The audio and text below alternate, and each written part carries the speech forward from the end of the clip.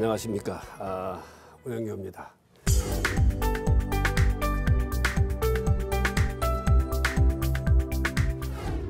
일하는 방식에 있어서 지금까지 해오던 관행과 전통이 있습니다. 관행과 전통은 깰 수 있는 가장 강력한 힘을 가진 사람은 CEO입니다. 쓸데없는 일 중에 하나를 예를 들을까요? 기관장, 장관, CEO가 외부에 가서 강의를 한다고 하면은, 정부에서 장관이 강의를 하면은 밑에서 강의 자료를 며칠 걸려서 만듭니다. 수십 페이지, 100페이지 정도를 만드는 경우도 있습니다. 근데 그게 꼭 필요한 업무인가요? 장관의 강의는 연초에 만드는 업무 계획을 가지고 자기가 이해하고 필요한 요소만 메모해서 자기의 소신을 얘기해 주면 됩니다. 근데 그걸 직원이 강의 자료를 만듭니다. 그건 장관에게는 도움이 될지 모르겠지만은 그 부처의 업무에는 하등 도움이 되지를 않습니다. 그 시간에, 그거 만드는 시간에 정책 개발하고 국민한테 서비스할 수 있는 서비스 제도를 만드는 것이 국민한테 사랑받는 정부가 될 수 있습니다.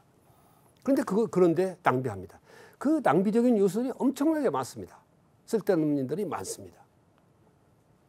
그런 것들을 누가 바꾸겠습니까? 밑에서 장관이 강의 자료 만들어 달라고 그러는데 밑에서 차관이나 실장이나 국장이 그거 만들지 말고 알아서 하십시오, 이렇게 하겠습니까? 현실적으로 불가능합니다. 그러니까 결국은 그걸 깨는 것은 장관 스스로 그건 만들지 마라, 스스로 자기가 알아서 각자 다 해라, 그리고 필요한 업무만 해라 라고 해야 됩니다. 그렇게 선언을 하고 그렇게 자신이 먼저 실행을 해야 됩니다.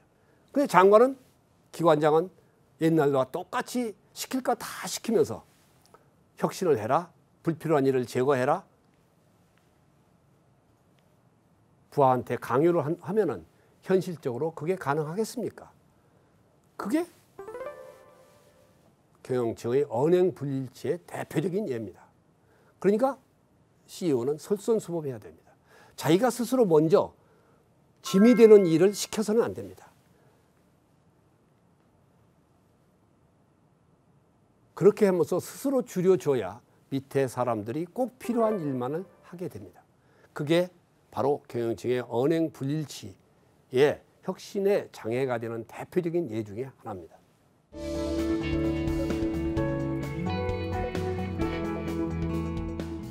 두 번째로는 바로 위와 아래 간의, 즉 CEO와 직원 간의 생각과 방식의 차이입니다. 모든 기업들이 또는 공공기관들이 비전과 목표를 만듭니다. 그런데 비전과 목표에 대해서 구체적으로 그 구성원들한테 물어보면은 제대로 그 내용을 아는 사람이 절반도 되질 않고, 아는 사람도 그 의미를 구체적으로 그 비전이 내포하고 있는 의미가 무엇인지를 제대로 이해하고 있는 사람들이 많지가 않습니다. 거의 없습니다. 그럼 뭐겠습니까? 비전을 왜 만듭니까? 위에 사람이 어디 가서 설명하기 위해서 비전 만드는 건 아니지 않습니까? 모든 구성원이 비전이 뜻하는 바, 지향하는 바를, 또 목표가 지향하는 바를 구체적으로 이해를 하고 있어야 내가 어떤 일을 할 때 이 일을 할 거냐 말 거냐, 이 일을 어떤 방향으로 할 거냐, 언제 할 거냐를 결정해야 됩니다. 그런 것들은 어떻게 해야 됩니까? 비전과 목표의 구체적인 내용을 알아야 그 방향에 맞게 자기가 해야 할 일을 선택하고 실행할 수가 있습니다. 바로 비전과 목표에 대해서, 또는 현재 돌아가고 있는 기업에 있어서의 상황에 대해서, 현재 처해 있는 상황 인식에 대해서, 그리고 현재 우리가 하고 있는 일 중에 문제가 있는 부분이 뭔가에 대해서 수시로 구성원과 간부 간에, 구성원과 CEO 간에 논의하고 점검하고 확인하는 과정이 있어야만 됩니다. 담당한 사람만이 아니라 주변 모든 간부들이 현재의 상황에 대해서, 문제에 대해서 서로 인식을 같이 해야만 됩니다. 그런 것은 결국 CEO가 다양한 방법에 의해서 스킨십을 유지하고 논의하고 점검하는 그런 제도와 여건을 만들어가고 스스로 그런 것을 논의를 하는, 그래서 그 현상에 대해서 직원과 나 간에 격차가 없게 만들어주는 노력을 스스로 해야만 된다. 그게 바로 생각과 방식의 격차를 해소하는 중요한 요소다. 세 번째로는 아마 이게 혁신에 있어서 가장 중요한 요소 중에 하나입니다. 혁신을 위해서 중요하고 국가를 위해서 중요한 요소인데 이게 바로 동절의 양면입니다. 감사로부터의 해방입니다. 감사는 중요합니다. 왜 그럴까요? 부정적인 사람을, 부정을 저지르는 사람, 잘못된 사람을 점검하고 잘못된 사례를 발굴해서 앞으로는 그런 잘못을 만들지 말고 더 효율적인 방법으로 법에 맞게, 제도에 맞게, 목적에 맞게 일을 하느냐 하는 것을 점검하기 위해서 감사라는 제도를 가지고 있습니다. 그런데 우리나라는 감사 천국입니다. 감사하다 끝납니다. 상급기관이 자체 기관별로 있는 감사 제도가 있는가 하면 상급기관이 하급기관에 감사가 있습니다. 또 전체적으로 감사원이 주기적으로 감사를 합니다.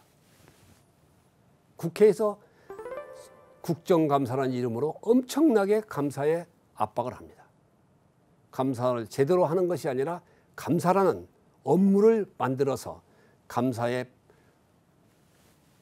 폭력을 자행합니다. 공무원이 언제 감사 속에서 일을 하겠습니까?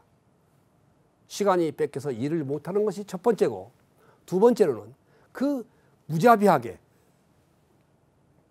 무절제하게 이루어지고 있는 감사 때문에 오는 공포 때문에 제대로 혁신적인 일을 할 수가 없습니다. 새로운 것을 만든다는 얘기는 실패할 우려도 있고 문제를 제기할 우려도 있고 저항이 발생할 수 있는 가능성이 많습니다. 그렇다는 얘기는 그런 위험을 무릅쓰고 도전적으로 새로운 제도, 새로운 것을 만들려고 하는 겁니다. 그런데 하다 보면은 우리 현실은 뭐해서 잘못했을 경우에 감사에 걸리면은 절대로 승진이 안 됩니다. 그리고 승진 대상을 선별할 때 하나도 안 걸린 사람을 찾습니다. 근데 역설적으로 얘기하면은 하나도 안 걸린 사람은 아무런 도전을 하지 않은 사람입니다. 아무런 변화를 하지 않은 사람입니다. 그대로 무사한 일을 한 사람입니다. 어떤 면은. 그래서 감사에 걸릴 수도 있어야 합니다. 그런데 그런 것을 현행 제도는 무자비한, 무절제한 감사를 자행하기 때문에 공무원들이 혁신적으로 일을 하려 하지 않습니다. 극단적으로 말씀드리면 공무원들이 어떤 것에 대한 인허가를 하고자 할 경우에 10가지 요건 중에 9가지 요건이 다 갖춰져 있다 하더라도 어느 하나라도 안 되는 요건을 찾으려고 다 눈을 뒤집고 찾습니다. 왜 그렇습니까? 나중에 감사를 받으면서 그대로 파서 안 되는 요소, 잘못된 요소를 찾다 보니까 이런 흠집이 될 수 있는 요소가 혹시 있는지를 찾습니다. 그래서 하나 찾아지면 이것 때문에 안 되겠다고 합니다. 그걸 받아들이는 국민은 어떻게 생각할까요? 나쁜 공무원이라고 합니다. 국민을 돕는 마음은 요만큼도 없다고 합니다. 국민이 바라는 것은 10가지 요건 중에서 9가지가 안 되는데 어느 한 가지라도 되는 것이 있느냐를 찾아서 그 한 가지를 기준으로 해서 어떻게 하면 해줄 수 있느냐, 국민한테 베풀어 줄 수 있느냐를 찾아주는 공무원을 바랍니다. 그게 국민이 만족하는 공무원상입니다. 근데 우리는 반대입니다. 9가지, 10가지 요건 중에 9가지가 다 되는데도 안 되는 것을 찾아서 혹시라도 벼락 맞을지 모를 감사를 예방하기 위해서 그렇게 갑니다. 그러니 국민의 시각에서 본 국민의 눈에 비춰진 공무원은 뭐겠습니까? 전혀 도움이 안 되는 나쁜 집단으로 보여집니다. 국민 만족이 나오겠습니까? 그래서 국민들이 공무원들을 불신하고 국민을 싫어하고 정부를 불신하게 됩니다. 그래서 이러한 바로 혁신의 장애, 즉 혁신을 출발함에 있어서 우리가 항상 어렵게 끌고 가고 또 진전하는 데 있어서 어려움이 될 수 있는 가장 중요한 장애 요인은 바로 앞서 말씀드렸던 계층의 언행 불일치와 위와 아래의 생각의 격차, 방식의 격차, 그리고 감사로부터의 공포, 이런 것이 기본적으로 깔려 있기 때문에 혁신을 시동을 걸고 또 출발을 해서 가고자 했을 경우에 바로 장애 요인이 발생하는 것이다. 그런 차원에서 우리가 혁신을 출발함에 있어서 요 장애가 될 수 있는 요소들에 대한 대응을 바로 충분하게 인식을 갖고 대처해야만 된다. 이런 말씀을 드립니다. 특히 그 중에서도 CEO의 그 솔선수범에 관련되어 있는 내용들은 뒤에서 자세히 여러분과 논의를 하겠습니다만 가장 중요한 요소들은 바로 모든 사람들이 일함에 있어서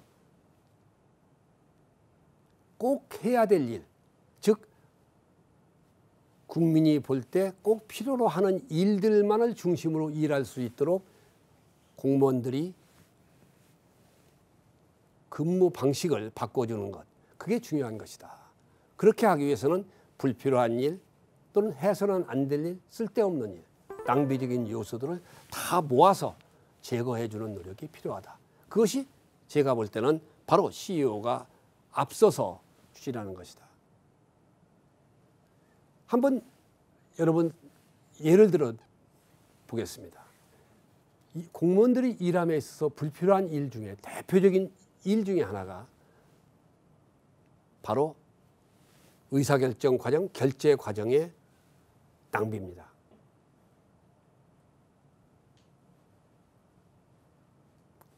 바로 결제하는데 공무원들의 계층은 한 6단계 정도가 있습니다. 6단계는 과장이 있고 국장이 있고 실장이 있고 차관이 있고 장관이 있습니다. 밑에 사무관이나 직원이 안을 만들면 그 과정을 거쳐서 의사결정을 하게 됩니다. 근데 바로 만드는 시간이 어떤 정책을 만들었을 경우에 일주일에 만들었다면 그 일주일에 만드는 안이 최종적으로 장관의 결재까지 나는데 걸리는 시간은 빨라야 한 달, 2달 걸리는 경우가 많습니다. 그게 왜 그런가요? 의사결정 과정에 잘못된 낭비 요인입니다. 바로 의사결정 방식을 바꿔주면 그 시간을 만드는 시간보다도 의사결정하는 시간을 줄여주는 방법이 필요합니다. 일주일에 만들었으면 하루 만에 의사결정을 할 수 있는 방법을 얼마든지 만들 수가 있습니다. 그건 뭘까요? 바로 지금같이 계층별로 따라서 하나하나 1대1로 논의하고 1대1로 결정하는 과정을 거치는 것이 아니라 그렇게 결치면서 결제 대기를 위한 시간이 엄청나게 많아지고 기다리는 시간이 많아지는 것, 그리고 1대1 결제 과정에서 오는 부작용과 시간 낭비를 제거해 주는 것. 그래서 한꺼번에 모여서 논의를 하고 결정해 주는 방식을 선택하면은 밑에 만드는 사람이 결제 시간이나 대기로부터 오는 낭비로부터 해방되는 그런 방법이 될 수가 있습니다. 이런 것들이 바로 CEO가 바로 앞서서 솔선수범해서 그런 것을 만들어가는 과정이 될 수 있는 것이다. 그래서 바로 혁신의 출발은 기본적으로 마지막으로 장애 요소들을 하나하나 제거하는 것이고, 장애 요소의 제거도 중요한 것은 CEO가 앞장서서 바꿔주는 것이 중요하다 하는 말씀으로 혁신의 그 출발에 대한 것을 정리해 드리고자 합니다.